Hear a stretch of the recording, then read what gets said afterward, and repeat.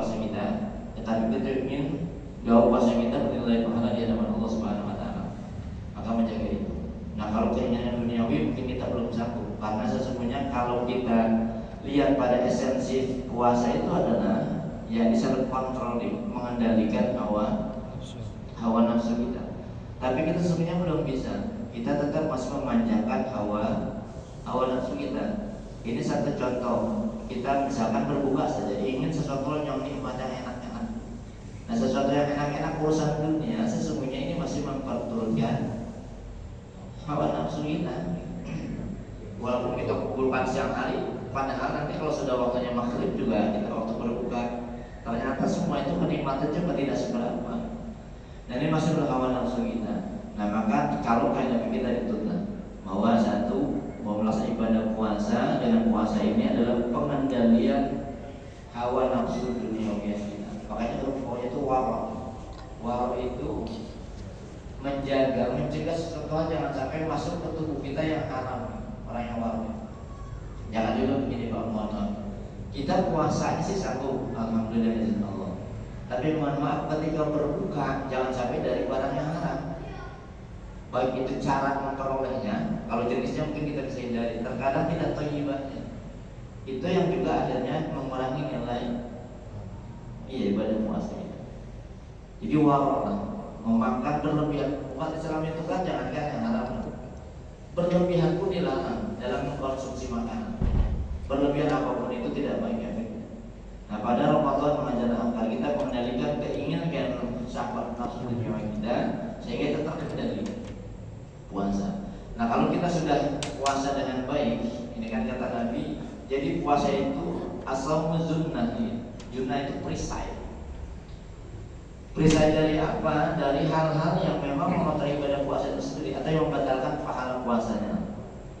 Satu kan kalau yang membatalkan pahala puasa itu berkata dusta, bohong. Jadi kalau lagi puasa, nahan lapar sih kita bisa, sanggup memang jatuhnya lama. Tapi terkadang lisan kita, maka mempuasakan tingkat kedua adalah mempuasakan lisan kita.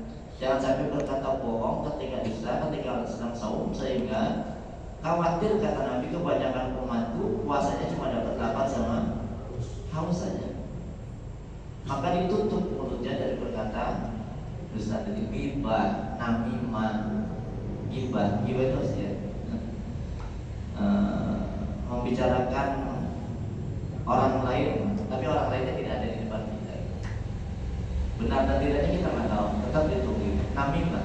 Namimah itu berarti ngadu manusia ya.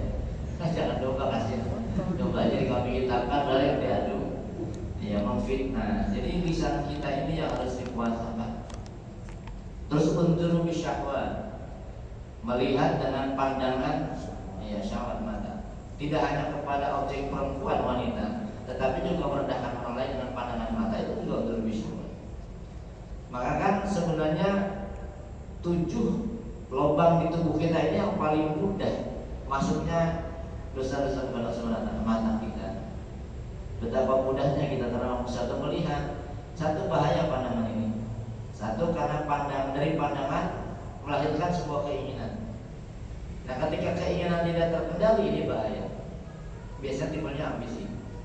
Yang kedua, dari pandangan ini juga bisa kita merendahkan orang lain. Maka pandangan tutup mata, jadi menutup mulut kita, lisan kita. Sehingga ada hadis yang populer di Indonesia ini, walaupun kedudukan secara umumnya hadisnya lemah memang. Naumu sha'imul ibadah, tidurnya orang yang berpuasa itu dinilai ibadah. Ini populer di Indonesia. Kenapa?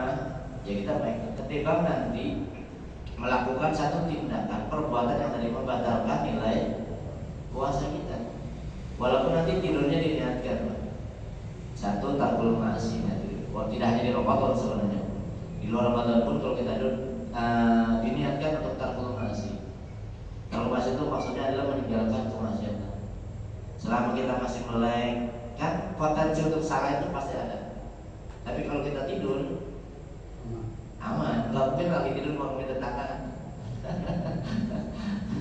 Aman kalau tidur. Makanya saya ada satu perkataan Imam Ghazali dalam kitabnya itu, salah Ya maksudnya tidur tadi bukan berarti tidur terus ya. Jadi diniatkan untuk tarkul ma'asi. Karena ketika kita tidur kita aman lah, tidak melakukan sebuah kesalahan. Yang kedua diniatkan tidur Ramadan itu agar kuat qiyamul lailnya. Agar kuat qiyamul lailnya. Makanya puasa itu kata Nabi kalau puasanya dengan benar maka menjadi junnah. Junnah itu perisai, tameng. Ini kan seakar kata junnah pakai tamar betul. Jannah, jin itu sama ya. Al-ins lawannya al-jin. Al-ins manusia itu yang kelihatan. Al-jin itu yang tidak kelihatan. Makanya kalau ada laki-laki ngumpet-ngumpet pulang itu berarti ya al-jin itu ya. Ya jadi kelihatan nampak gitu. Nah junnah, jin termasuk jannah, surga itu juga sesuatu yang tidak nampak selain itu. Cuma orang sekarang kan nyari yang nggak nampak-nampak itu. Buru jin padahal buat apa nyari gitu? Kurang kerjaan. Jin juga apes kalau ketemu kita. Ya. Dia nggak mau sebenarnya menampakkan cuma apes aja itu. Nah jadi buat kita junnah itu artinya asalmu kata Nabi puasa itu perisai apa coba? Kita mau bohong nggak bisa karena lagi puasa. Ada perisai yang luar biasa. Tameng yang tidak terlihat di rahasia Allah Subhanahu. Karena puasa itu termasuk ibadah sirriyah. Ibadah sirriyah itu ibadah rahasia, bukan ibadah zahiriyah. Kalau sholat zahir terlihat nampak. Ibadah zakat nampak kita memberikan. Ibadah haji puncak syarat juga ibadah yang nampak. Tetapi puasa adalah ibadah sirriyah yang tahu yang puasa dengan Allah saja. Nggak ada tanda-tanda cirinya gitu. Ya kalau lemes gitu bukan tanda belum tentu juga dia puasa. Pura-pura lemes bisa, atau bibirnya dikering-keringin. Itu juga bisa.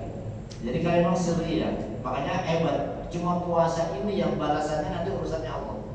Kalau sholat misalkan, sholat berjamaah, kata Pak kita ada 27 derajat nilainya. Tapi puasa kata Allah biar itu urusan.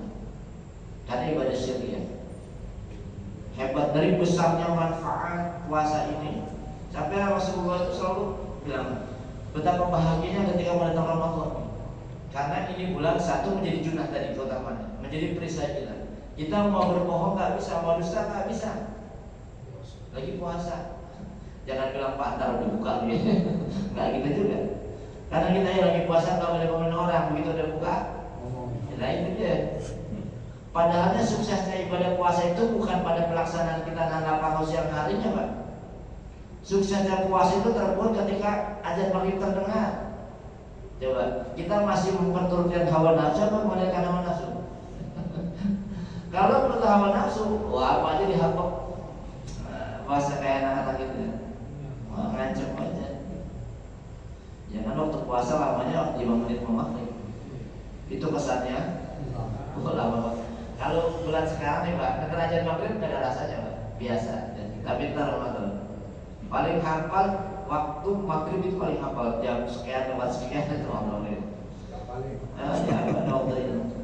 Karena memang kenapa begitu benar azan maghrib di Ramadan ada kebahagiaan yang terjadi Allah. Orang yang berpuasa itu dikasih 2 kebahagiaan. Bahagia ketika mendengar azan tadi, nanti berbahagia ketika berjumpa dengan Allah Subhanahu yang tidak diberikan kecuali bagi mereka yang berpuasa. Nah jadi bagi kita berharap bahwa tidak hanya tadi puasa kita ingin tahun ini lebih baik level kita,